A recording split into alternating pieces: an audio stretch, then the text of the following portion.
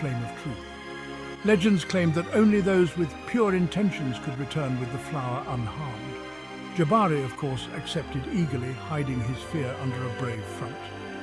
He set off on his journey, but unknown to the council, Jabari had planned another deception.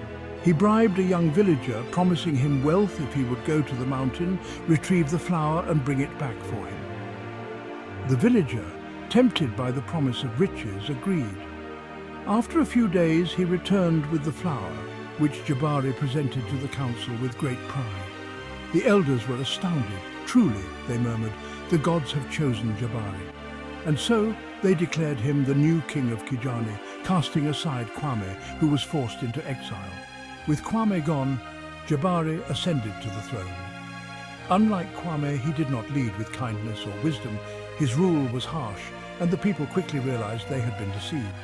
Taxes were raised, soldiers patrolled the streets, and anyone who spoke against Jabari was severely punished. Meanwhile, in his exile, Kwame wandered the outskirts of his former kingdom, hearing stories of his people's suffering. Determined to save his kingdom, he sought guidance from a wise old sage who taught him ancient secrets of the land and its people. Armed with new wisdom, Kwame prepared himself for the day he would return. Years passed, and finally Kwame gathered a small group of loyal followers. One night, under the cover of darkness, they slipped into the kingdom.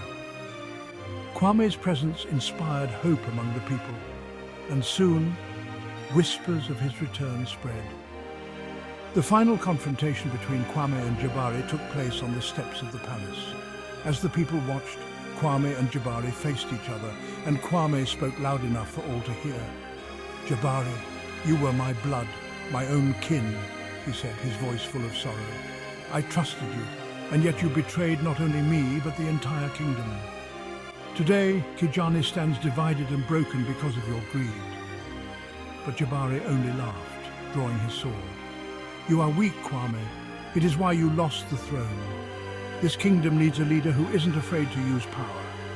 With that, the two clashed in a fierce battle. Kwame fought not only for himself, but for the people who had suffered under Jabari's rule. In the end, Kwame's skill and wisdom prevailed. Jabari fell to his knees, defeated, and the people erupted into cheers. Kwame looked at the fallen Jabari and, despite everything, spared his life. "I will not become the monster you wanted me to be," he said. "You will live, but you will live far from Kijani, where you can harm no one." Jabari was exiled, and with him gone, Kwame returned to the throne. His first decree was to lower the taxes, restore peace, and begin the healing process. Under his rule, Kijani flourished once more, becoming a symbol of resilience and forgiveness. To this day, the people of Kijani tell the story of King Kwame and the betrayal of Jabari. They tell it to remind themselves that power, when held without honor, can corrupt even the closest of kin.